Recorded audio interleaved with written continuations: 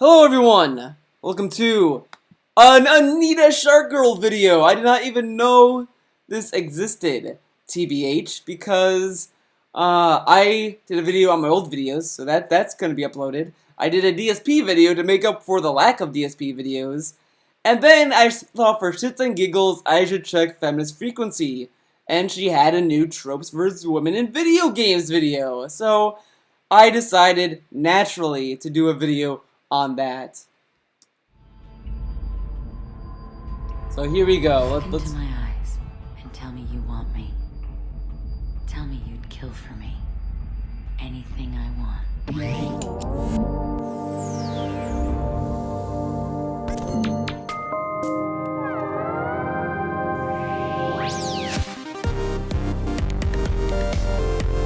Can't believe new Anita girl is out. Shark girl is out. Oh my.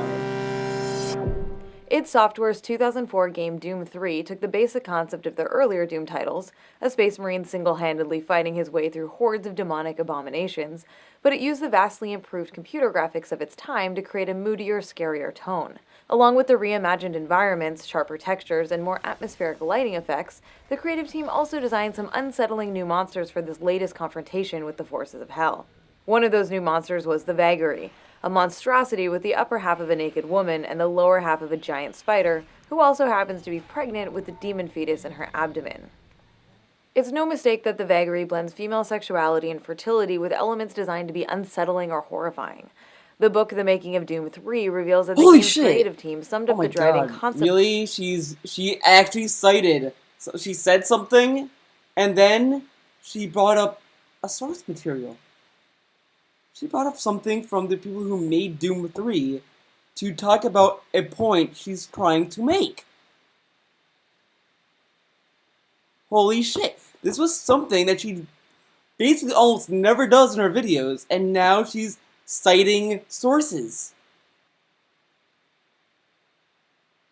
Let's listen. This might be a good video, actually. Up for the Vagary with the equation sexy but plus we are only a minute in, so she has a lot of time to fuck it up. Gross equals creepy. What the makers of Doom 3 may not have realized is that this equation was in no way new, original, or innovative. Did they say this was new, original, or creative, or innovative, whatever? Did they say that in the book? No. They from what it sounds like, they just said, well, we made this character and we thought, like, sexy plus gross equals creepy. Like, that's just reinforcing a formula that has been around before them. They aren't saying that, oh, this is new. And even then, saying that, oh, this hasn't been done before, it's kind of lost its meaning.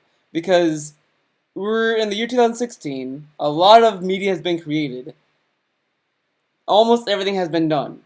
So, but whatever. On the contrary, by singling out the Vagary, the only female enemy in the game, for her gender and using this to make her uniquely repulsive, the designers were participating in a very long tradition of creating female creatures who function to demonize femaleness itself. To understand how demonize femaleness itself, guys.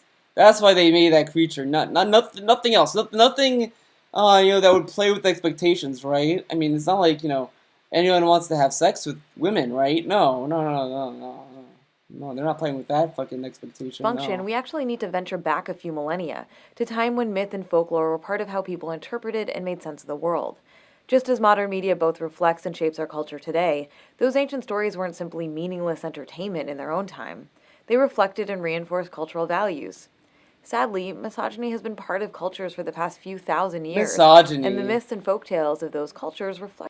Yeah, these stories are very misogynistic, depicting a sexual woman as a deceptive villain or whatever. But really, the thing is that drives me crazy about this video. This is kind of my second watch of this video.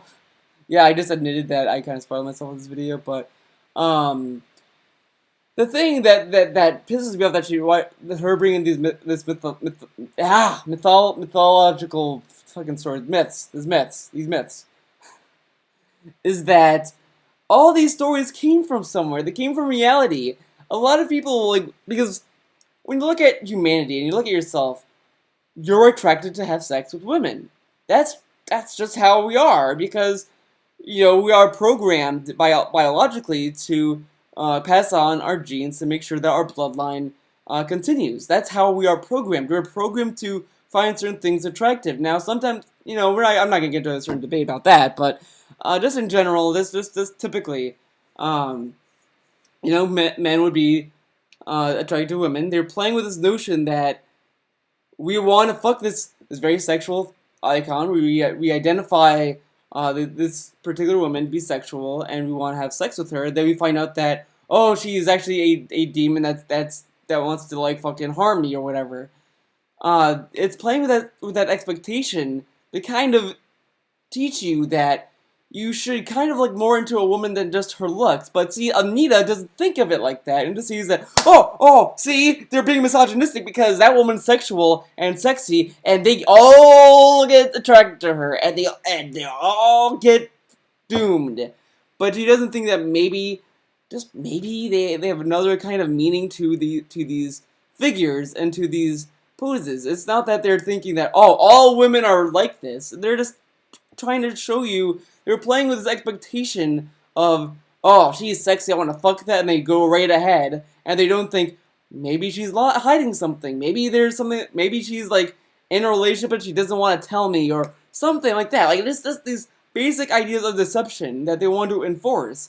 Now, of course, what she should be kind of arguing is that there's not a lot of male representation of that. There's some, like Satan, Lucifer is kind of portrayed that way in some books and movies and shit like that. Hades, but it's not as much as compared to female succubuses and all that kind of shit. So let's continue. Like that, with female creatures and monsters who represented beliefs that women are inherently deceptive, manipulative, or evil.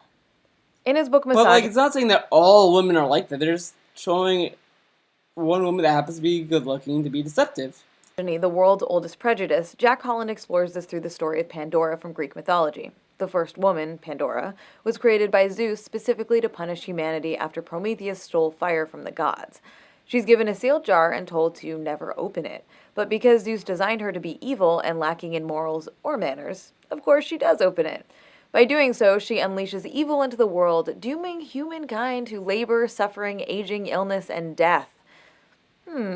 Where else have I heard a story about the first woman doing something she's not supposed to do and being responsible for all the bad things in the world? Commenting. Yeah, there's no way that there's other meanings to that other than she's a woman, so that's why she's bad, and that's why bad things happen because she's a woman. Yeah, there's no way that there's another meaning to that, or that it's supposed to be to show that just because a woman is attractive doesn't mean that she has the best interest in mind or anything. But of course, it's all misogynistic. Okay. On what the tale of Pandora and others like it actually tell us about ancient Greece, Holland writes, as well as burdening Pandora with responsibility for the moral lot of man, the Greeks created a vision of woman as the other, the antithesis to the male thesis, who needed boundaries to contain her. Any history of the attempt. But this is the thing that I don't get: is where do these people know that the intent of these books? How do they know that the intent was, oh yeah, fuck women, let's just make fun of them, let's oppress them by making these stories? I don't think the intent was to oppress women. I just think that that's how some people have interpreted these stories, when in reality, like Pandora's Box, for example, it's showing that you should respect order. You should respect, if someone says not to go somewhere, don't venture out into something that someone expressed, don't do. With Pandora, but with Pandora, that like Zeus made her to punish mankind. It might have been like, she just happened to be a woman type of scenario, but it doesn't. It's just there's not a lot of credence to it being misogynistic. I mean, I guess you could kind of make the argument that it is, but to dehumanize half of the human race is confronted by this paradox that some of the values we cherish most were forged in a society that devalued, denigrated, and despised women. And in his book, The Gender Knot, Alan G. Johnson discusses the relationship between mythology and misogyny, saying the cultural expression of misogyny, the hatred of femaleness, takes many forms. It's found in ancient and modern beliefs that women are inherently evil and a primary cause of human misery. But they don't ask why. Why is it a woman? If you ask these questions, you might find an answer to these. It's not these, like the sirens that she's going to bring up shortly, Medusa, all these female characters that happen to be evil aren't evil because they're women. They're evil because they're playing with the expectation that men want to fuck, and what if the thing that they want to fuck is bad? What if the thing that they want to fuck is evil or has an evil intent on people or whatever? Like, let's say that I made your favorite food.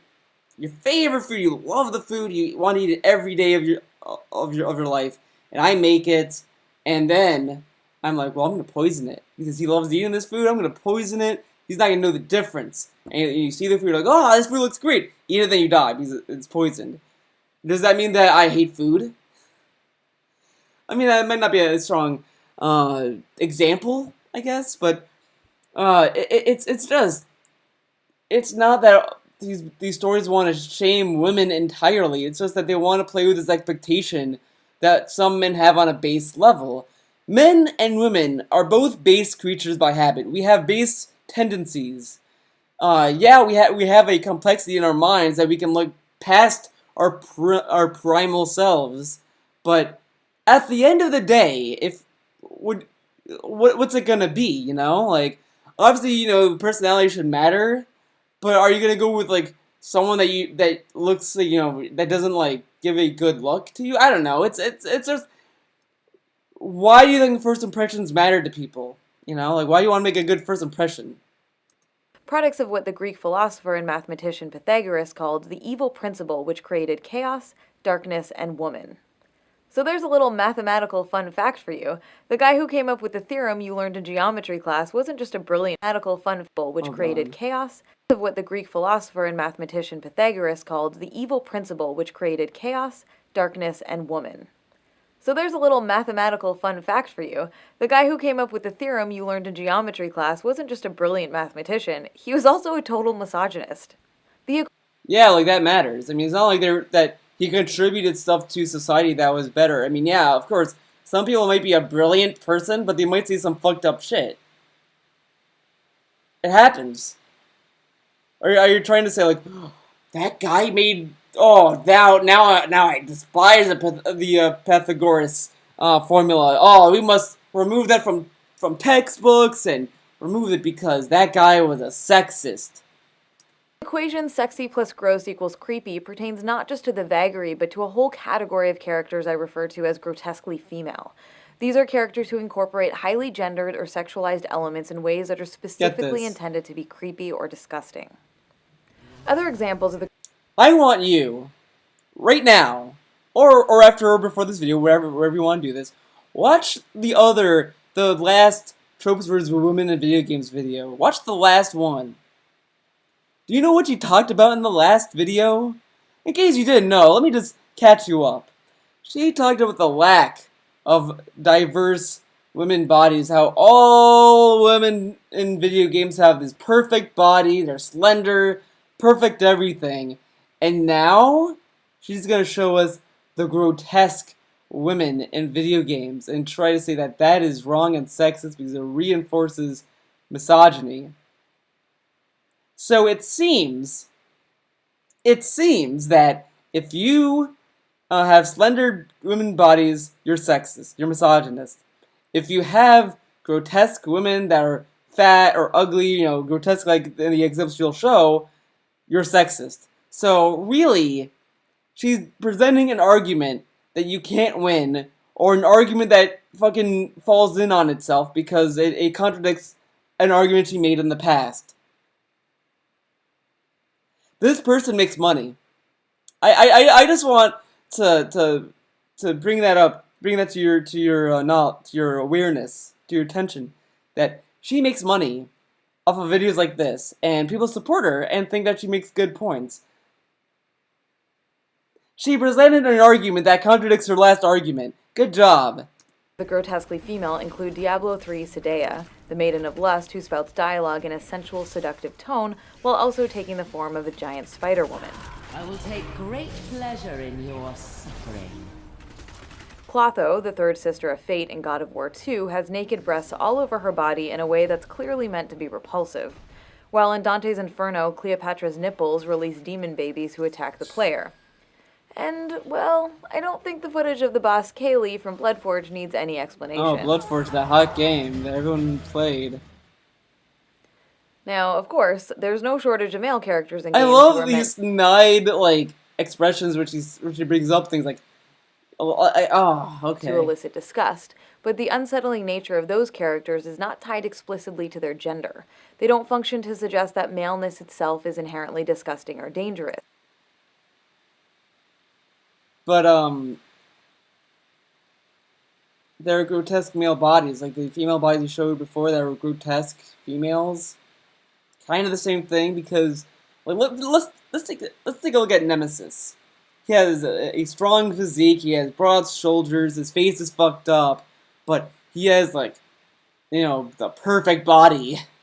Or Lucifer, or, you know, these kind of characters. I mean, again, the argument should be that there's not a lot of male representation of that. There's a lot more female of it. But whatever. But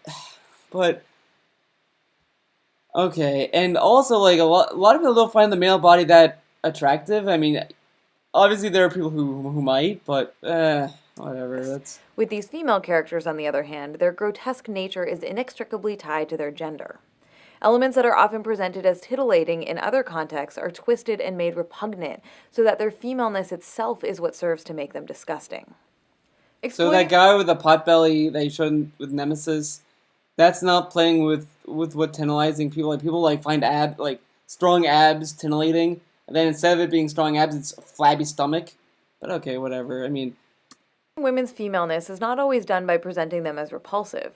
With some, it's their attractiveness or seductiveness that makes them worthy of fear, scorn, and contempt. Among the most famous female mythological creatures are the sirens, whose voices oh, see, were now we're going to the other argument that contradicts the last argument, where now she's saying that how, now if you have seductive women, now that's also sexist. So what would you suggest, Anita? What would you suggest? To have a person look like the fat guy that was with Nemesis, have women look like that?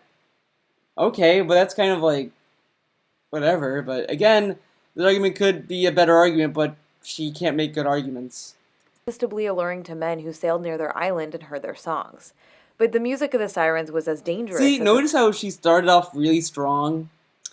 When she was talking about Doom 3, she brings up a book and says, oh, they said this in the book, and let's talk about this formula that they bring up, and all that. You know, right there, that's kind of like, oh, wow, that's kind of interesting, and you know, brings up a good point. Now we're going to we're 5 minutes in, and her argument is just been going down, to the point where it's kind of petty. it was captivating, and the sailors who were seduced by the sound soon found themselves shipwrecked and stranded.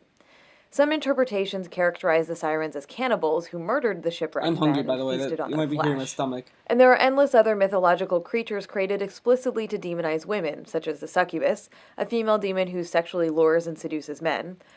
Well, there's also Dracula, who's a sexual, like, being that attracts women, but we're not going to talk about vampire. We're not going to talk about Dracula, okay? Dracula doesn't count. Harpy, a screeching bird creature with the face of a woman, and of course the classic witch, a dangerous myth that resulted in the deaths of tens of thousands of real women across Europe and the American colonies in the 16th and 17th centuries.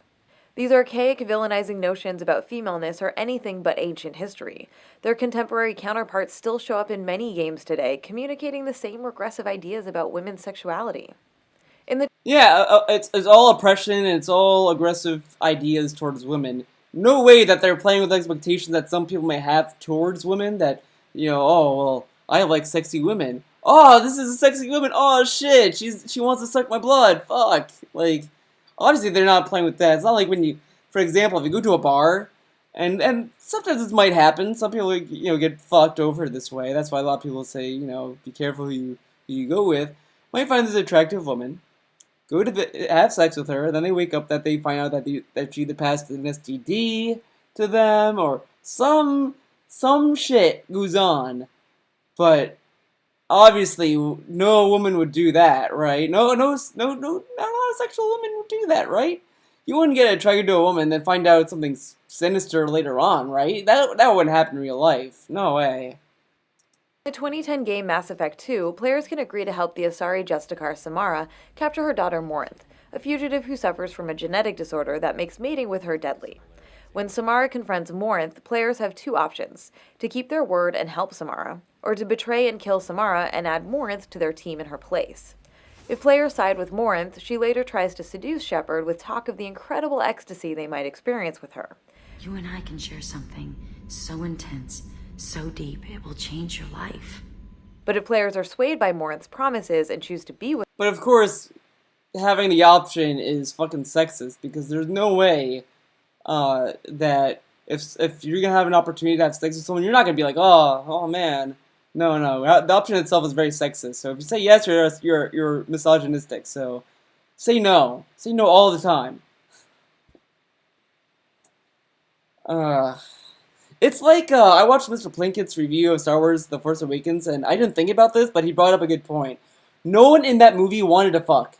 No one had any romantic chemistry. No one shared chemistry or romantic interest in each other. It was all platonic. No fucking human species, alien, what have you, in a universe would not have sex with someone. There would be no way that there would be no chemistry, unless like Rey's asexual and Finn is gay or something. You know, like there's no way that no one in that movie wanted to fuck. I mean, you can kind of bring up Leia and Han Solo, but I mean, it's a more been there, done that type deal. They already had sex, so you already know that happened. But of course, if you have sex, that's misogynistic in this case, obviously. with her, Shepard dies, just like all of Morinth's other lovers. Because no way you should have that option. While grotesquely female characters are designed to make femaleness repugnant by blending sexuality and repulsiveness, temptresses like Morinth make femaleness threatening because of their sexuality and attractiveness. This tradition of sexualized evil women in the Temptress mold include characters ranging from the Dark Queen of the Battletoads games to Elizabeth from Ninja Gaiden Sigma 2.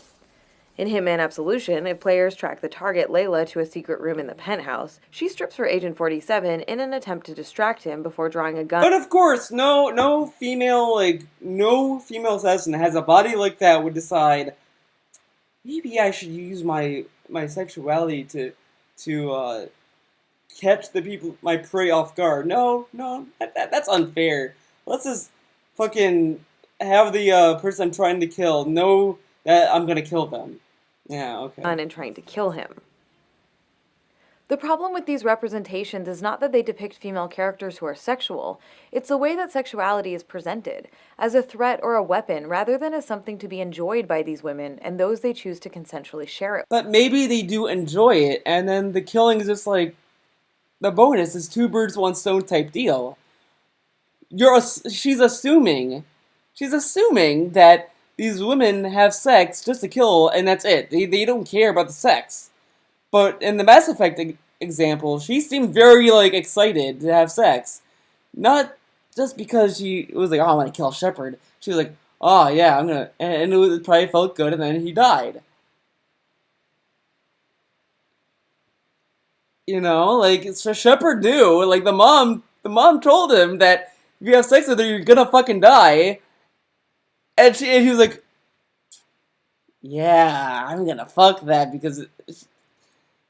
So this assumption that the women can't enjoy it, they fucking probably enjoy it. That's a fucking lie. Come on, women don't enjoy sex because they kill. Okay, yeah, sure, Anita. Yeah, okay. With. It's a false notion of female sexuality rooted in ancient misogynistic ideas about women as. No, Eliza's not misogynistic. Unfortunately, she doesn't attack the best girl in existence, Eliza. But Eliza, she's kind of a temptress. She obviously enjoys sexual shit. I mean, she has Misfortune as a slave, presumably a sex slave. She's like, oh yeah, like she gets blood as she likes Misfortune's blood because it's immortal and all that shit. And obviously she fucking enjoys, doing shit because she's a fucking succubus. She's a temptress. Because he's playing with the notion that like she likes that sex is good. As deceptive and evil. Games sometimes blend the two extremes of the temptress and the grotesquely female, presenting us with female characters who initially appear attractive and alluring, only to have their true form revealed as monstrous and threatening. The critically acclaimed 2013 game Brothers, A Tale of Two Sons, tells the story of brothers on a quest to find a cure for their ailing father. At one point on their journey, they rescue... You know what's sad is that someone's gonna watch this video, watch Anita's video, and be like, wow, Anita brings good points. I never thought of it this way. But they never think about the other meanings of it. They're only looking at this stuff in a misogynistic way. Like, they're trying to find misogyny, so of course they're gonna see it as misogyny. Of course they're gonna see this as misogynistic, because they're looking for it. But they don't think that the context or the implications or or any other meaning of it. They just look at it as like, sexism is in here. Young woman who it appears is about to be sacrificed. The seemingly innocent young woman then travels with the brothers for a while, flirting with the older one and luring the two of them off course and into a shadowy cave. Here, her true nature and intentions are revealed when she transforms into a giant spider and tries to trap the protagonist in her web. The boys escape from her trap and fight back, ultimately killing her, but not before she gives the older brother a fatal wound. Spoilers. DMC features a scene in which Dante confronts Lilith, a character whose sexualization is intended to be unsettling rather than titillating, as if she thinks she's sexually appealing while the player is meant to find her unattractive. Lilith then undergoes a horrifying transformation as the demon spawn she's carrying inside of her emerges to fight Dante. In Missplosion Man, the final boss initially appears to be a cartoonishly sexy woman in a wedding dress. However, when she's defeated for the first time, she reveals her true form, a gigantic, grotesque female creature. While this is played for laughs, the core idea that female sexuality is inherently deceptive or threatening remains the same. With all of these character types, their femaleness or sexuality is an intrinsic part of what is intended to make them dangerous or repulsive. Yeah, because, obviously if you're repulsive, you want to show off your repulsiveness. No way you would think that, maybe if I look attractive, I'll be able to seduce my prey, and then they'll be surprised when they find out the truth. As a result, when male heroes defeat them, their victory is often explicitly gendered, emphasizing that the male protagonist has overcome the female threat and reinserted his dominance and control. This can be as simple as the use of gendered slurs, as in Gears of War 3 when Marcus Phoenix stabs and kills the Locust Queen. And everyone else you killed, you bitch. Or it can be... Yeah, because it's not like she killed a lot of people and that she was a threat, so we had to kill her. And she just happened to look like it. The only thing that I'm surprised she didn't talk about was, why does Queen Mira look like a human if she's the queen of the locusts? Do they explain that? Do they say that maybe she was a scientist and she created the locusts herself or something? I mean, like, that would have been interesting. That make that a game. Be graphically sexual, as in the killing of Cleopatra in Dante's Inferno. Or in this boss fight in Castlevania Lords of Shadow 2, which ends with the protagonist impaling the vampire through the mouth. Well, that's a classic vampire trope. It's always through the mouth. Always. But, again, you might find misogyny there, but there might be other meanings, because a lot of people who make stories are not fucking idiots, and they might have other meanings for things, because things might come from real life.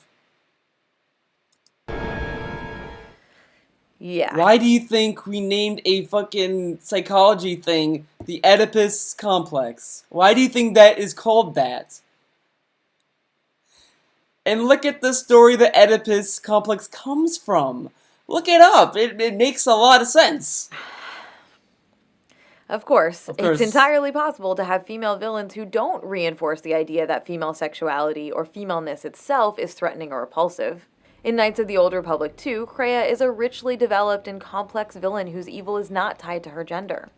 In the Portal games, the malicious AI GLaDOS' obsession with taunting and killing the protagonist is presented in a smart, engaging way that doesn't reinforce misogynistic ideas about women as a whole. The enrichment center. So they all have to sound like robots and cover their entire body in order for you not to be misogynistic. But then you'll be misogynist. I'm sure Anita's going to talk about how hiding the female body is misogynistic. In the deep future, when we do everything that she wants, she's probably going to complain that it's because remember back in the 20s, back in the 1920s, where women weren't allowed to show their ankles because that was too sexual and all that stuff. And then once we allow them to show skin, now showing skin is sexist. But see how Anita kind of shoots her own arguments in the foot by bringing up all these weird complaints? Like, this video alone kind of contradicts and defeats the purpose of the... Oh, look, the body's right... The video is right here.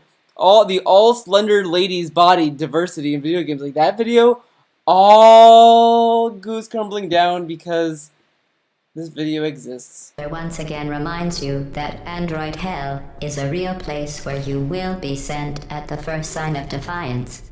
And no list of cool female villains from games is complete without the dashing criminal mastermind Carmen Sandiego. These representations are often defended because they're rooted in storytelling traditions that date back for thousands of years. But it's not even because of that. Yeah, these stories have been rooted in, like, stories for years and years and years, but there's a reason why they lasted this long. Not only because they're classics, but it's because it's rooted in base things that we can relate to. We can relate to a character that wants to have sex with someone because we all want to have sex with someone. We relate to that basic urge because we all have that base urge. Just because we pretty it up and go on dates, get married, do all that bullshit, we all do that because we all want to have sex. Why do you think sex is kind of seen as a reward to some people? It's because that we all want it. We all want to have sex. That's why these stories have lasted so long, because it comes from a real place. That's what makes the Greek mythology. That's why I like that's why I like Greek mythology a lot. Is because a lot of it comes from reality. A lot of these things that Zeus does, it's relatable because you know people that do that. Zeus is not a perfect, ideal being that's like, oh, I'm perfect in every way. No, he fucks up, he makes mistakes, he sleeps with a lot of women like a fucking player, and that's what makes it more compelling. How compelling would the Greek mythology be if every woman was a robotic woman that covered her entire body and was like, I am perfect and I am not attractive. No man wants to have sex with me. I'm respected as a peer. No one wants to have sex with me at all. It'd be boring. It'd be fucking boring. And that's the other thing I like about Mr. Plinkett's review of Star Wars Episode 7, is he brings up a very good point. These characters are fucking boring. Because none of them have any... They're funny, sure, but there's no chemistry between characters. There's no chemistry between Rey and Finn because neither one of them have any relationship or romantic goals. Or even with Poe and Finn. You know, a lot of people ship them together because they show more chemistry with each other than Rey and Finn ever did throughout the entire movie. Because guess what? We all relate to base notions of sex. We all relate to that. It doesn't matter if you're gay or straight or whatever. You all want to have sex. The only people that wouldn't relate are asexuals. But for as long as it has existed, misogyny has been reinforced by the stories that cultures have told themselves. Myths. Yeah, this is all misogyny. There's no way that this has any other meaning or can be seen differently. No. It's only misogyny. It's only misogynistic. No way can you look at these stories and see them differently. No, and Dracula, we're gonna ignore Dracula. That doesn't exist, because that would just fucking... No. Legend, folktales, and religious teachings have been used as tools to contribute to the oppression of women for millennia. When games today uncritically employ such representations, they aren't tapping into some intrinsic truth of human existence. There's no such thing as... No human on this planet wants to have sex with another human. No, that's no way that's a human truth, right?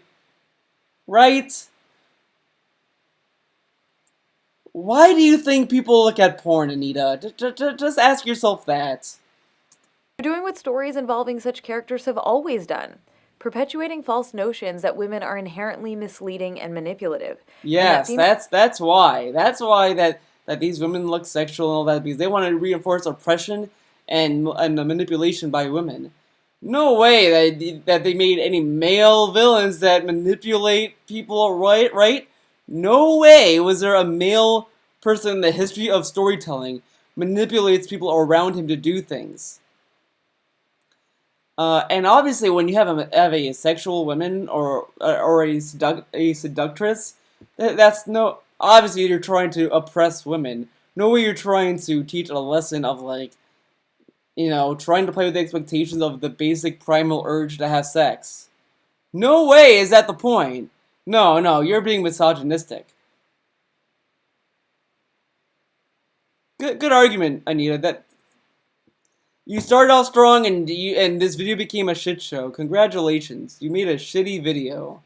female sexuality is something to be shamed, feared, and controlled. Those ideas were harmful 2,800 years ago, and they're still harmful today. It's harmful to honestly, but doesn't people who want to have control want to be feared? Isn't that like what Trump?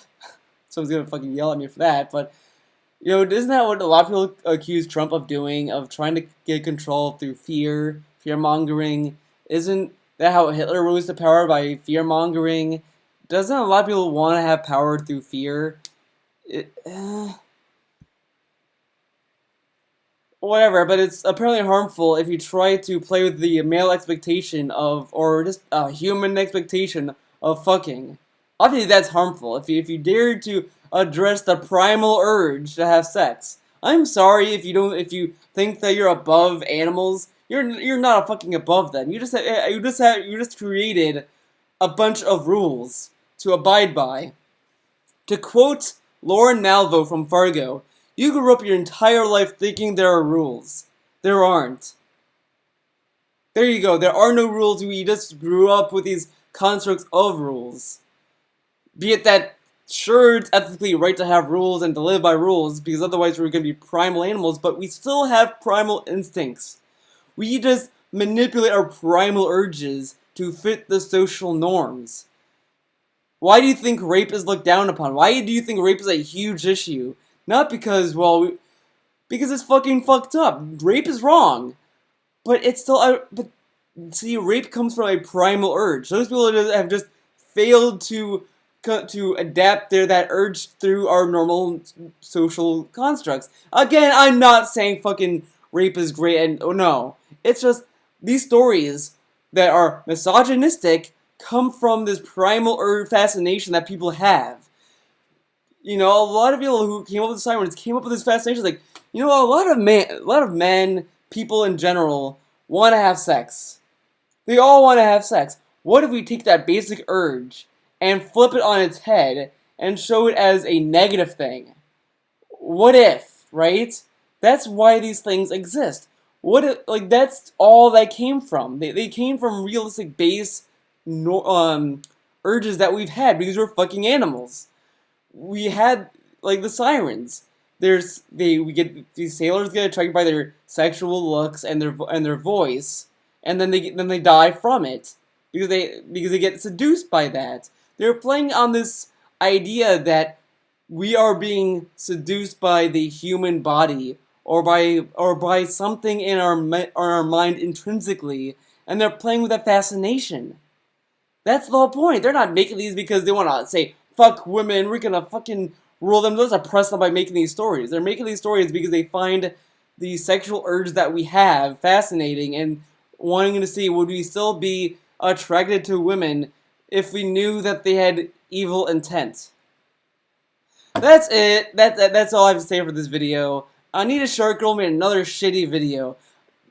It's fucking phenomenal that she started off strong and then instantly shot herself in the foot. Thanks for watching this video. If you got triggered, I'm sorry, but hey, the main takeaway is that just because there's fucking sirens and sexual women in video games and all that shit doesn't mean it's misogynistic. Just saying. But that's it for this video. See you guys in the future.